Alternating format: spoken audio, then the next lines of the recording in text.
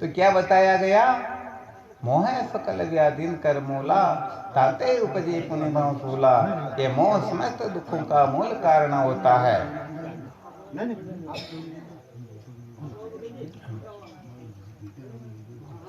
तो देखो वास्तव में होता क्या है, जब तक हम मूल को नहीं पकड़ते हैं, कारण को नहीं समझते हैं, तब तक केवल और केवल मात्र छोटे छोटे उपायों से दुखों से मुक्त होने की चेष्टा जरूर करते हैं, परंतु सचमुच में दुखों की निवृत्ति होती ही नहीं। वास्तव में दुखों की निवृत्ति तो तब ही होगी जब मूल का छेदन भेदन हो जाएगा, जब मूल ठीक ठीक प्रकार से निवृत्त हो जाएगी।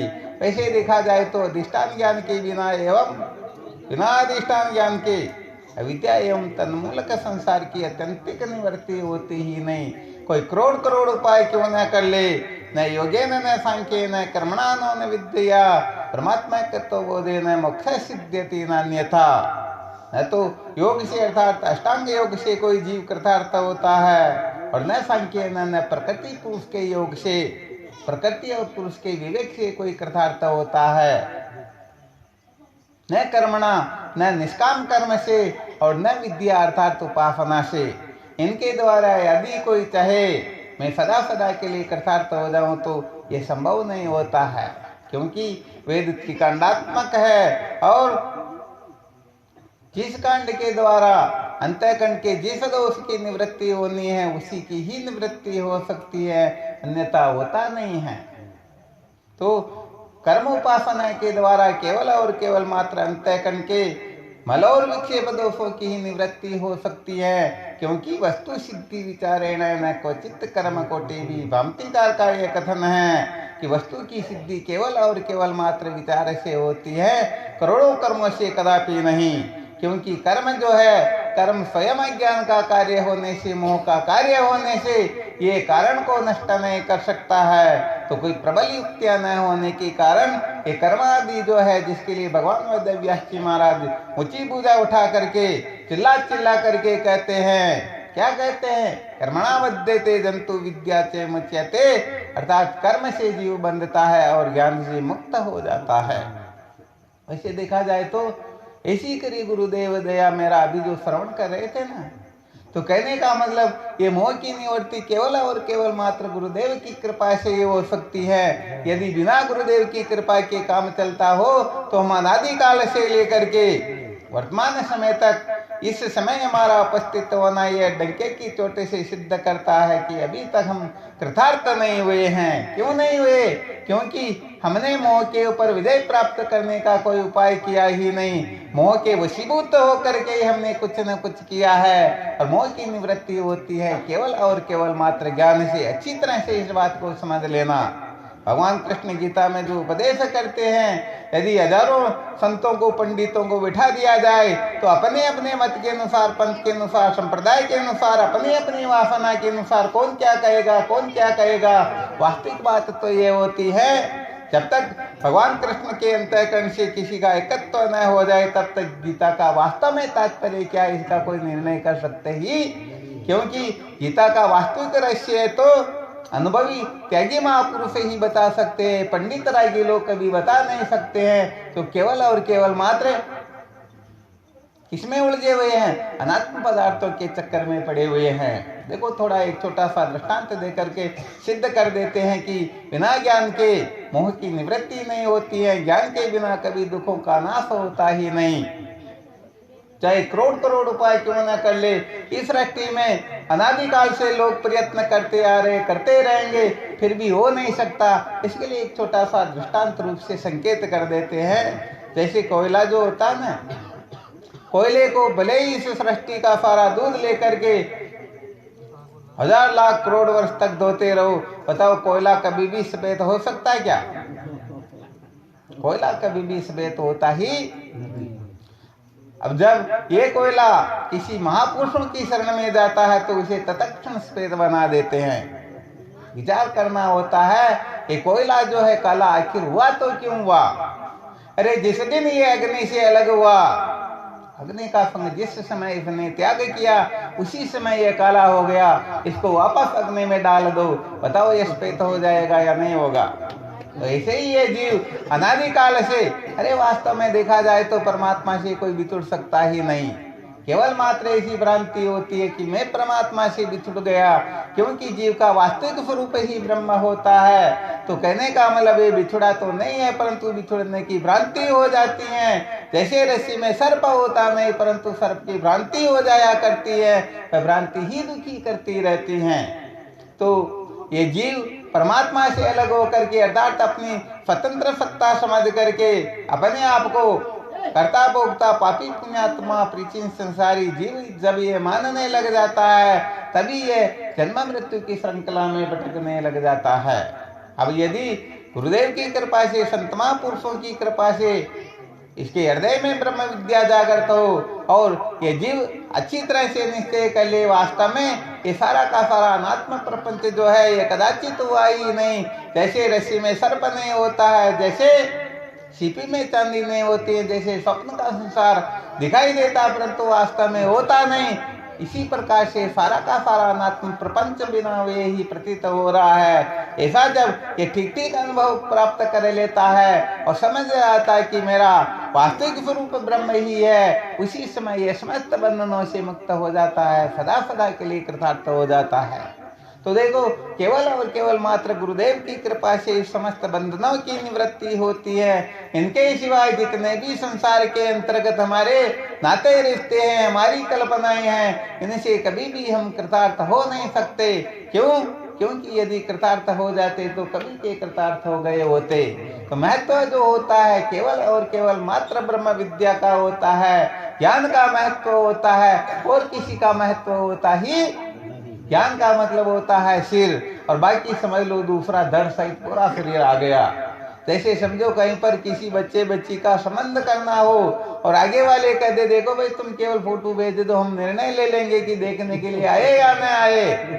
अब बताओ, मुंह के अलावा पूरी धड़ का फोटो खींच करके भेज दिया जाए तो बताओ कोई पसंद कर सकते क्या? नहीं करेंगे ना।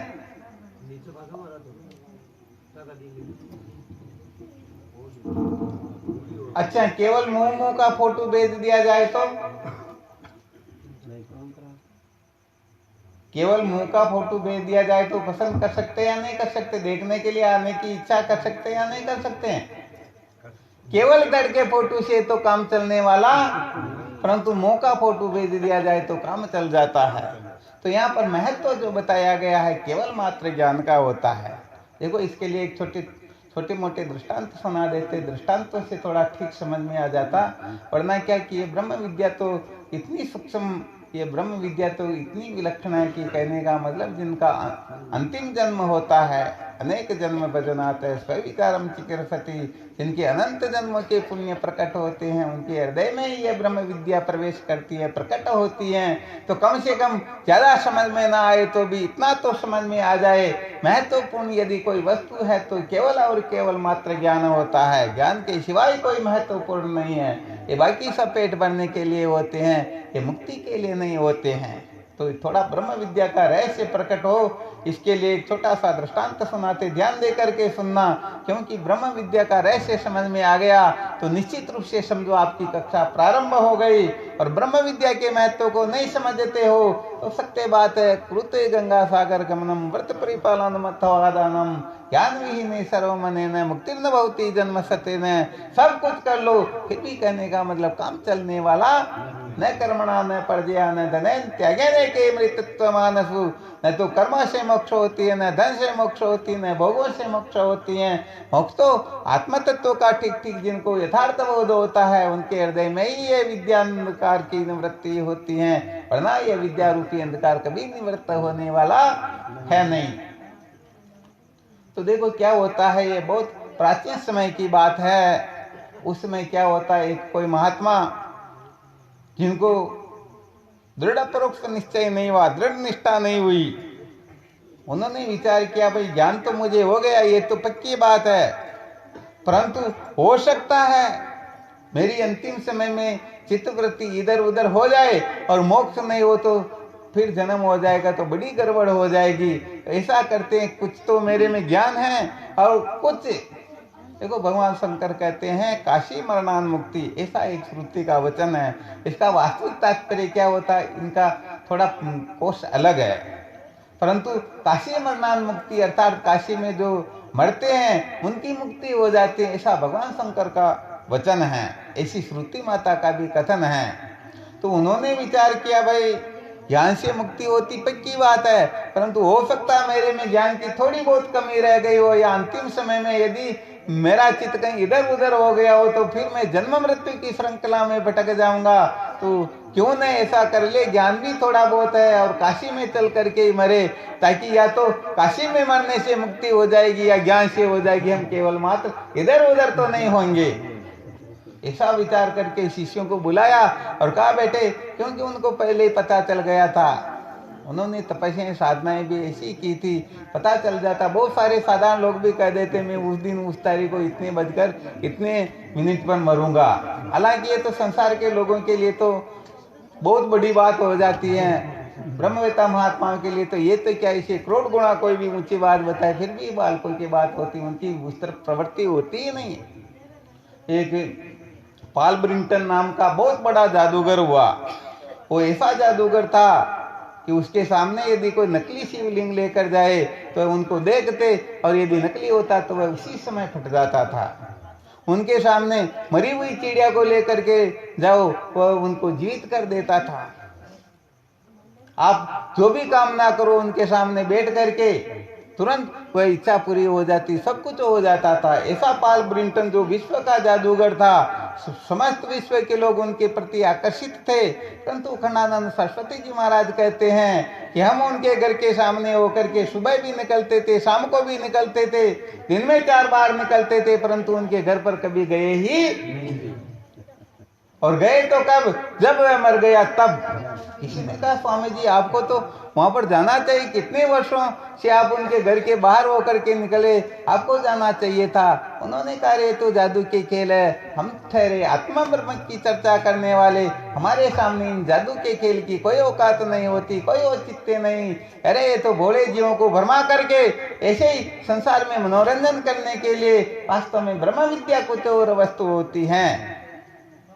तो वो महात्मा चले गए, वहां पर निश्चय कर लिया, साधकों को बुला लिया और कहा बेटे मेरे को वहां ले चलो। अब समस्त साधक पालकी बनाते हैं, बिठाते हैं और उनको लेकर के चलते हैं। तो होता क्या, देववश जैसे ही काशी के नजदीक पहुंचते हैं, गुरुजी कहते बेटे नीचे उतारो। कहा गुरुदेव क्या आज्ञा? बेटे बहुत भयंकर प्यास लग रही है, जल्दी से पानी की व्यवस्था करो। यदि पानी की व्यवस्था नहीं हुई तो मेरे प्राण यहीं पर निकल जाएंगे, और यदि यहीं प्राण निकल गए तो मैं तो इधर का रहा ना उधर का रहा, जल्दी से व्यवस्था करो। अब साधक दौड़ करके जाते हैं, पता करते तो अब नगर के बाहर किनका घर होता, चांडाल का ही होता, रिजनों का होता। तो विचार किया कि हमारे गुरुजी कितने खतरनाक है, यदि छाया भी पड़ जाए तो स्नान करते थे, और पानी पिला दे तो समझो सारा काम अपने को पता नहीं क्या कर बैठेंगे, पानी लेकर नहीं आए। गुरुदेव ने कहा बेटे चाहे कुछ भी क्यों न हो जाए, जल्दी से पानी पिलाओ, मेरे प्राण निकल जाएंगे। अब अपधर्म समझ करके पानी ला करके पिलाया, और गुरुजी पूछते बेटे पानी कहाँ से लेकर आए? अब शिष्य ने कहा गुरुजी पानी पीकर जात नहीं पहुंचना चाहिए, पहले पहुंच लेना चाहिए। गुरुदेव ने कहा नहीं बेटे मेरी आज्ञा है, मेरा आदेश बताओ कहाँ से लेकर के आए हो? कहा गुरुदेव पानी तो हम उनके यहाँ से लेकर आए। गुरुजी ने कहा गजब कर दिया, मेरे पूरे जीवन की तपस्या को तुमने दूर में मिला दी। ऐसे संकल्प करते हुए ऐसे विचारों के अंतर्गत ही गुरुजी के प्राण पखेरु उड़ जाते हैं। और ये हम सब जानते हैं अंतमति सो तो कहने का मतलब उस महात्मा की आगे के जन्म की जो लीला है उसी चांडाल के घर से प्रारंभ होती है, उसी चांडाल के घर पुत्र के रूप में उत्तमान हो जाते हैं। अब बताओ अकल होशियारी कहाँ गई? दृढ़ परोक्ष ज्ञान नहीं होने का यही कारण होता है कि ये देहात्म बुद्धि जो होती है बड़ी खतरनाक होती हैं। अपने आप को श्रेष्ठ समझने की जो कल्पना है, कहने का मतलब अच्छों को धूल में मिला देती हैं। इसीलिए तो भगवान कृष्ण जब 13वें अध्याय के अंतर्गत 7वें श्लोक से लेकर के 11वें श्लोक तक 20 सूत्रों का विधान करते हैं, ज्ञान के साधन बताते हैं, उसमें सबसे पहला सूत्र होता है श्रेष्ठता के अभिमान का अभाव, अर्थात श्रेष्ठ तो हमको बनना, इतना श्रेष्ठ बनना कि हमारे से श्रेष्ठ कोई हो ही नहीं, परंतु श्रेष्ठ होकर के श्रेष्ठ पने का जो अभिमान होता है, ये अभिमान पतन कर देता है। कहने का मतलब आप कुछ दुर्व्यसन नहीं करते हो, परंतु दूसरों का अपने में अभिमान धारण करके श्रेष्ठ समझ करके दूसरों का अपमान करते हो तो गड़बड़ घोटाला हो गया। ऐसे ही सर्वत्र समझ लेना चाहिए। तो कहने का मतलब वो महात्मा ज्ञानी तो थे, परंतु देह का अभिमान नहीं निकला था, देह में अभिमान बैठा हुआ था। ये जाति पाति कुल धर्म बढ़ाई, धन बल परिजन गुण चतुराई, भक्ति नर सोई कैसा बिनु जल बारिद देखिए जैसा। अरे इनका कोई औचित्य नहीं होता, परंतु भोले जीव समझते नहीं। ये 3.5 हाथ के पुतले में जो मलमूत्र बनाने की मशीन है, देखो विचार करके ईश्वर ने बड़ी कृपा करके इस शरीर के ऊपर चमड़ा लगा दिया। यदि चमड़ा नहीं लगाते तो क्या होता? दिन भर डंडा लेकर के कुत्ते और कौवे से हमें रक्षा करनी होती। तो परमात्मा ने बड़ी कृपा की और हम अपने आप को श्रेष्ठ निकृष्ट समझ करके सारा का सारा गड़बड़ घोटाला हो जाता है। तो वह महात्मा वहां चांडाल के वहीं जन्म ले लेते हैं, परंतु पूर्व के जो साधन भजन थे वो सब ठीक थे, केवल एक गड़बड़ थी, वो निकल गई। अब कोई प्रतिबंधक शेष रहा ही नहीं। और छोटी अवस्था में वो आत्मचिंतन करते हैं, विरक्त रहते हैं, किसी की ओर चित्तवृत्ति नहीं लगाते। अब उनका कोई मैं ब्राह्मण ऐसा अभिमान अब कहाँ पर रहेगा? मिट्टी में मिल गया वो तो। अब किसी प्रकार का अभिमान ही नहीं रहा। वो अपने हिसाब से साधन भजन करते, जीवन मुक्त होकर के विचरते थे। तो क्या होता है कि उनके जो पिताजी थे वह रात्रि में काशी के अंतर्गत पहरा दिया करते थे। नंबर आता जैसे 1-1 महीने का नंबर रहता ना, तो उसमें उनके पिताजी का वो नंबर चल रहा था। रात भर 10 बजे जाते थे, 4 बजे तक लोगों को बस जागते रहो, सावधान करना ये उनका काम था। राजाज्ञा थी, राजाज्ञा का यदि कोई उल्लंघन करे तो उनके लिए सजा भी बड़ी खतरनाक थी। तो एक बार क्या होता है, उनके पिताजी को कोई काम आ पड़ता है, विचार करते कि मुझे आज जाना होगा, परंतु बेटे को भी जब बड़ा हो गया तो धंधा तो सिखाना ही होता। उनको साथ ले जाते थे तो उनको ट्रेन तो कर ही रखा। कहा बेटे आज मुझे कहीं अन्यत्र जाना है, क्या तू पहरा दे सकेगा? कहा पिताजी चिंता मत करो, जगाने में तो मैं माहिर हूँ, मैं सबको जगाता रहूंगा, बिल्कुल चोर वगैरह कुछ नहीं आने दूंगा। कहा कोई बात नहीं बेटे, जाओ तुम ऐसा काम करना कि पूरी रात पहरा देना और सावधान रहना, ध्यान रखना अच्छी तरह से। थोड़ी बहुत भी गड़बड़ हो गई तो सुबह राजा, कहने का मतलब डायरेक्ट, और कुछ सुनने सुनाने की पैरवी की काम ही नहीं है, डायरेक्ट उनको फांसी का या डायरेक्ट गाड़ी में डाल करके तेल निकाला जाता। कहीं ऐसा ना हो जाए कि मेरे को अब वह बच्चा रात्रि के अंतर्गत पहरा देने लग गया। तो देखो संसार के लोग तो ऐसे ही जागते रहो, वो वास्तव में सोए हुए क्या जगाएंगे? वास्तव में जो जगे हुए होते हैं वो ही जगा सकते हैं। तो महात्मा लोग जो जगाते हैं उनका थोड़ा विराम अलग हुआ करता है। तो जब काशी के अंतर्गत वो महात्मा रात्रि पर पहरा देते हैं, जगाते हैं, तो क्या कहते हैं? जन्म दुखम जरा दुखम जया दुखम पुनः पुनः अंत काले महादुखम तस्मात् जागृहि। हे काशी के वासियों, इस संसार के अंतर्गत जन्म से लेकर के मृत्यु तक क्षण क्षण में ऐसा कोई क्षण नहीं आता जिसमें हम दुखी नहीं होते हैं। संसार में प्रत्येक वस्तु, अरे सारी की सारी वस्तुएं दुख का स्वरूप है। इसलिए जागते रहो। इस प्रकार से रात्रि पर पहरा देते हैं और 4 बजे उठ करके अपने घर आकर के शयन करने लग जाते हैं। अब प्रातः का सूर्य उदय होता है। वहां का जो राजा था मंत्री को बुलाया और कहा रात्रि को पहरा कौन दे रहा था, तुरंत उसे हमारे सामने उपस्थित करो। तुरंत राजा का आदेश संदेश पहुंच गया। जाकर के कह दिया भाई रात्रि को पहरा कौन दे रहे थे?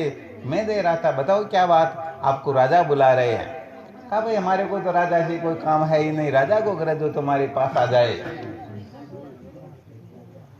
अब जब वहां पर ये समाचार पहुंचा, भाई वो तो उन्होंने तो मना कर दिया। एक बार और किसी को भेजा, उन्होंने कहा भाई हमको आवश्यकता नहीं, जिसको आवश्यकता वो हमारे पास आ जाए, हम किसी के पास जाते नहीं। अब उनके पिताजी समझाते, पड़ोस वाले सारे एकत्रित हो गए। कहने लगे रे ऐसा मत करो, हम सबका पता नहीं क्या क्या हो जाएगा, राजा बहुत खतरनाक है। वो कहते भाई हमको तो कोई आवश्यकता है ही। देखो वास्तविक बात ये बता देते हैं, श्रुति माता का कथन है, आनंदम ब्रह्मणो विद्वानम नैव वेति कुतश्चन, अर्थात जिसको ब्रह्मानंद का अनुभव हो जाता है, जो आत्मा साक्षात्कार कर लेता है, कहने का मतलब वह ईश्वर से भी भयभीत नहीं होता है। काल तो क्या महाकाल भी उसका कुछ नहीं बिगाड़ सकते हैं। इसलिए जिनको सत्य का साक्षात्कार हो जाता है वो सदा सदा के लिए निर्भय हो जाता है। देखो ज्ञान का महत्व समझना।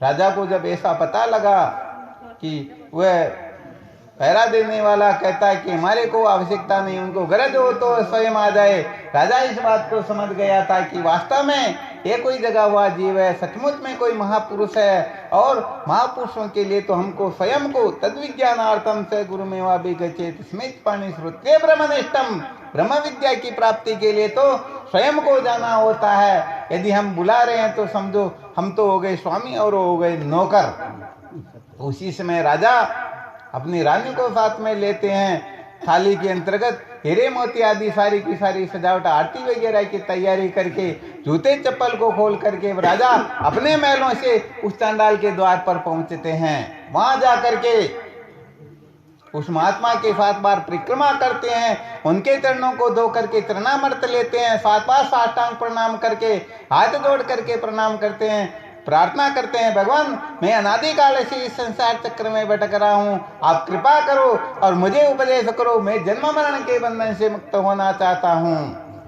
आराम समझ में। तो कहने का मतलब ब्रह्म विद्या का ऐसा महात्म्य होता है कि बड़े बड़े चक्रवर्ती सम्राट भी, हाँ चाहे कोई क्यों न हो, इसलिए भाई देखो वास्तव में महत्व तो विद्या का होता है, और किसी का महत्व होता ही एक का महत्व होता है, उसके बाद में कितने भी शून्य लगो, हालांकि शून्य लगने से उसका मूल्य 10 गुना बढ़ जाएगा, परंतु एक को मिटा दो फिर शून्य का कोई महत्व नहीं होता है। तो किसका महत्व हुआ, ज्ञान का हुआ या दूसरे तीसरे का हुआ?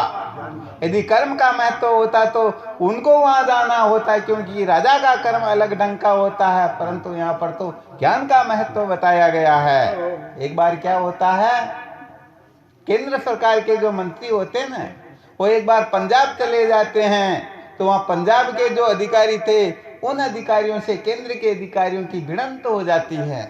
पंजाब के अधिकारी कहते देखो भाई तुम भी सरकारी नौकर हो और हम भी सरकारी नौकर हैं, तुम जो करते हो हम भी वही करते हैं, हर बात में समानता है, परंतु तनख्वाह में थोड़ी असमानता हम बर्दाश्त नहीं करते हैं। आपको 25,000 रुपये मिलते, हमको 5,000 रुपये मिलते, ये ठीक नहीं है। केंद्र के अधिकारी ने कहा भाई देखो समझाते हैं, हमको 25 क्यों मिलते और तुमको 5 क्यों मिलते हैं? तो बेटे बेटे एकदम हाथ आगे किया और कहा देखो तुम ऐसा काम करो, तुम्हारे में जितनी ताकत हो उतनी ताकत से मेरे इस हाथ पर मुक्का बांध करके दे मारो, उसके पश्चात तुम्हारे को इसका रहस्य समझाया जाएगा। अब पंजाब के अधिकारी ने देखा मेरे कहने से न तो इनके 5,000 होने वाले और न मेरे 25,000 होने वाले, कम से कम एक मुक्का तो ऐसा मारे कि इनका हाथ टूट जाए और महीने 2 महीने के लिए इनको कुछ नहीं मिले, मैं इनसे आगे निकल जाऊंगा। ऐसा सोचकर पूरी ताकत से जैसे ही मुक्का दे मारा, क्या होता है कि केंद्र के अधिकारी हाथ खींच लेते हैं और उनका हाथ काम आ जाता है। केंद्र के अधिकारी ने कहा भाई मुझे क्षमा करना, मेरा कोई ये प्रयोजन नहीं था कि तुम्हारा हाथ करे हो जाए, मैं तुम्हें तुम्हारे प्रश्न का उत्तर दे रहा हूँ। मुझे इस बात का पता है कि कबात को आगे करना चाहिए, कबात को खींच लेना चाहिए, इसलिए मुझे 25,000 रुपये मिलते हैं। तेरे जैसे बेवकूफ को पता नहीं कि यदि हाथ खींच लेंगे मेरे हाथ का क्या होगा, इसलिए तेरे को 5,000 रुपये ही। तो ज्ञान का महत्व होता है और किसी का महत्व होता ही नहीं। हाँ तो इस बात को अच्छी तरह से समझो, जिनके हृदय में ज्ञान के प्रति ऐसे क्या बताया जाए। भगवान शंकराचार्य जी महाराज विवेक चूड़ामणि में लिखते हैं, श्रुति प्रमाणिक मत स्वधर्म निष्ठा तैव आत्मा विशुद्धि रसे विशुद्ध बोधे परमात्मा वेदनम तनेव संसार समूलनाश है। जिसका श्रुति प्रमाण में दृढ़ निश्चय होता है उसी की स्वधर्म में निष्ठा होती है, जिसकी स्वधर्म में निष्ठा होती है उसी का अंतःकरण शुद्ध होता है। जिसका अंतःकरण शुद्ध होता है उसी को तत्व का ज्ञान होता है, और जिसको तत्व का ज्ञान होता है वही जन्मनादिक संसारिक दुख से सदा सदा के लिए कृतार्थ होता है। तो सबसे पहले श्रुति परम प्रमाण्य है, ये ब्रह्म विद्या ही परम प्रमाण है, ये बाकी तो सारा का सारा कचरा होता है।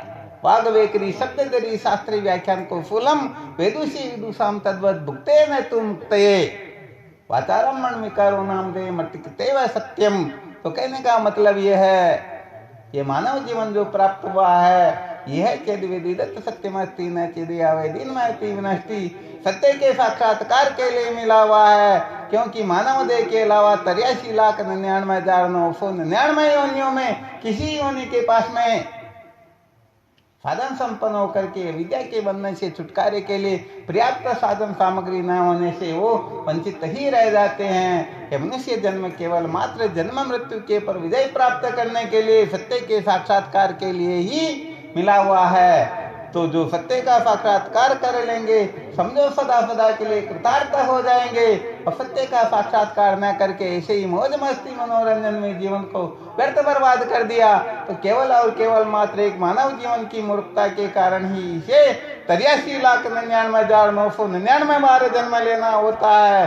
30,67,20,000 वर्ष तक पतन के मार्ग पर 84 लाख योनियों में भटकना होता है। एक जन्म की नासमझी के कारण ही सारा का सारा गड़बड़ घोटाला शक्नोति ये सोडुम प्राक शरीर मुक्षणात काम क्रोधोद्भवम वेगम संयुक्त सस्कीनर।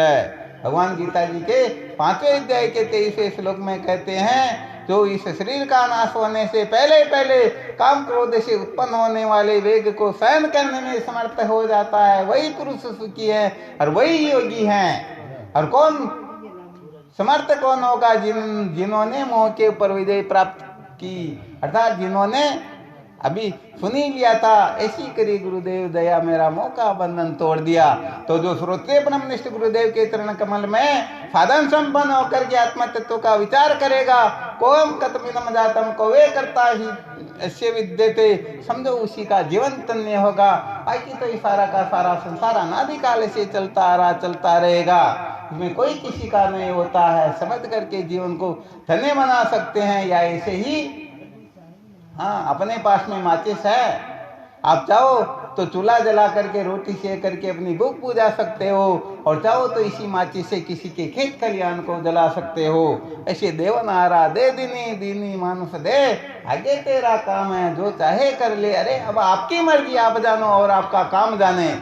इसलिए कम से कम अंतिम कक्षा उत्तीर्ण न हो सके तो भी पहली कक्षा में तो बैठ ही जाना चाहिए। पता नहीं अनादिकाल से जीव भटकता हुआ आ रहा है, और यदि पहली कक्षा में भी नहीं बैठ सके तो सच्ची बात है कि भटकने के सिवाय और कुछ मिलने वाला है ही नहीं। ठीक है ना? तो ज्यादा समझ में न भी आए, बहुत अच्छा सुना ही रहे हैं और आप सब लोग समझते ही हो। ज्यादा समझ में ना आए तो भी पहले तुम मानव बनो, 10 लक्षण लोदार, हंस बनो, पुरुषार्थ करो, साधन दारो चार, साधन दारो चार, गुरु की शरण में जाओ, ब्रह्मनिष्ठ ब्रह्म श्रोत्रिय गुरु को शीश झुकाओ, सर्व दुखन की निवृत्ति, मुक्ता आनंद अपार। पहले तुम मानव बनो, 10 लक्षण लोदार। कोई कह दे नहीं नहीं हम तो बड़े हुए नहीं है, न तो हम 10 दोष को जानते न 10 धर्म को जानते, कोई चिंता की बात नहीं है। केवल इतना समझ लेना कि भगवान के मंदिर में जिस चीज का भोग नहीं लगता है उसे खाना पीना नहीं। समझो आधे मनुष्य तो बन ही जाओगे, और जो आधे मनुष्य बन जाएंगे तो फिर ऐसे महापुरुषों की कृपा होगी तो पूरे मनुष्य भी बन ही जाओगे। और जो पूरा मनुष्य होता है वही ब्रह्म विचार करने के योग्य होता है। साधन संपन्न जिज्ञासु ही सत्य का साक्षात्कार कर सकता है, और जो सत्य का साक्षात्कार करता है वही सदा सदा के लिए कृतार्थ होता है। जैसे जो स्वप्न से जग जाता है वही स्वप्न के समस्त दुखों से मुक्त होता है, वरना केवल और केवल मात्र मौज मस्ती मनोरंजन ही होता है। बोलो सच्चिदानंद गुरुदेव की जय हो।